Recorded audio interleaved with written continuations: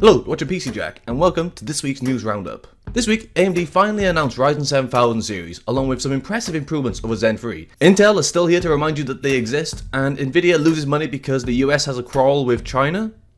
You heard that right. Let's get into it.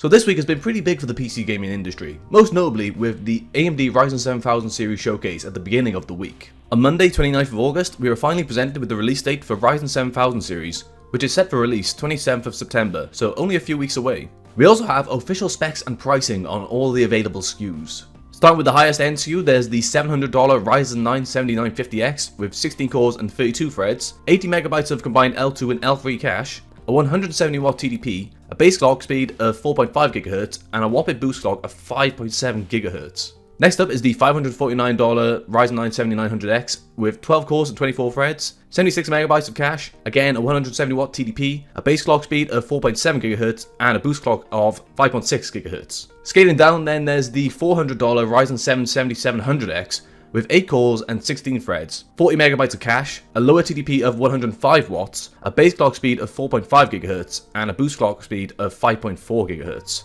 Finally, we have the $300 Ryzen 5 7600X with 6 cores and 12 threads, 38 MB of cache, a 105 watt TDP, a base clock of 4.7 GHz, and a boost clock of 5.3 GHz.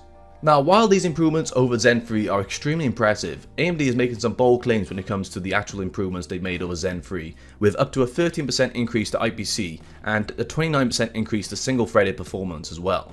Of course, these figures will need to be verified by a third party, but based on AMD's track record of providing somewhat accurate testing data, this should mean that Zen 4 is going to be an extremely impressive addition to their lineup.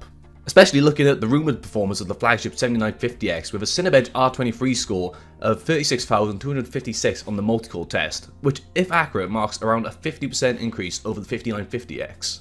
Of course, there are other considerations that PC builders are going to have to bear in mind, with the fact that you will have to get a new motherboard in order to accommodate these new CPUs, starting with X670 and X670E, which are the first generation AM5 motherboards that you'll be able to use with Ryzen 7000 series. And then later on in October, you will also see the release of B650 and B650E motherboards for the more budget systems. But more concerningly is the need to splurge on DDR5 memory, which at the moment is still pretty expensive.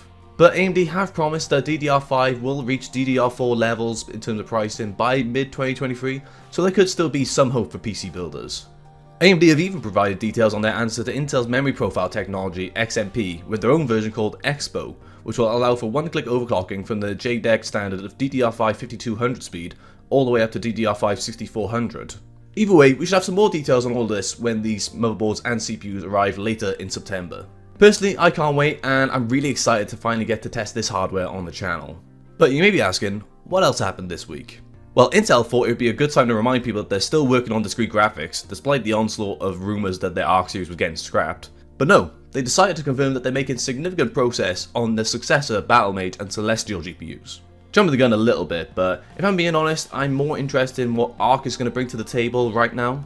Especially as it's still yet to officially release, with the exception of the A380, which was pretty underwhelming with only 1650 level performance. But there is hope, as Intel have actually claimed that their Intel Arc A770 actually goes toe-to-toe with the RTX 3060 when it comes to ray tracing performance. Now that's all well and good, but with Nvidia hopefully announcing RTX 40 series later this month and AMD's RDNA 3 lineup just around the corner, Intel really need to just get something out onto the market rather than competing with last gen hardware, and then they would actually have to compete with current gen hardware as well, which is not good.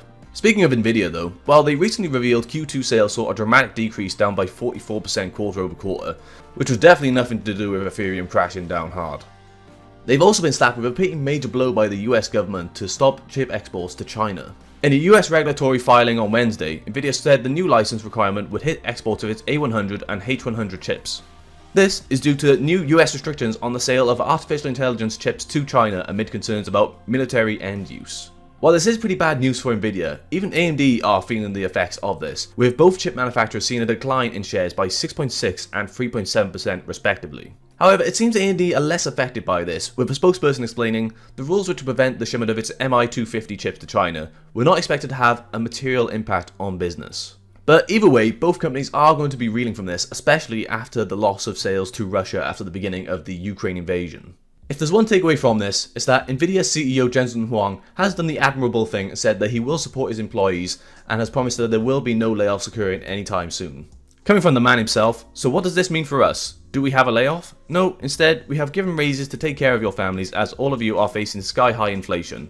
At a time with a lot of financial uncertainty, it's good to see Jensen actually taking care of his employees, and if things get a little bit too tough, then maybe he can sell a couple of spatulas from his collection. So, that's it for this week's news roundup. What do you think about Ryzen 7000 series? What are your thoughts on Intel and their never-ending release schedule for ARC GPUs, as well as the US chip ban to China? Let us know down in the comments below. If you enjoyed this video, then please feel free to like and subscribe for more videos on the way soon. If you'd like to talk more with myself and other like-minded hardware enthusiasts, then make sure to check out the PC Jack Discord. If you'd like to support the channel even further though, then make sure to check out the PC Jack Patreon where you can claim exclusive benefits while helping to fund everything on the channel for you guys. You'll find links to all those in the video description. Thanks for watching, and I'll see you next time.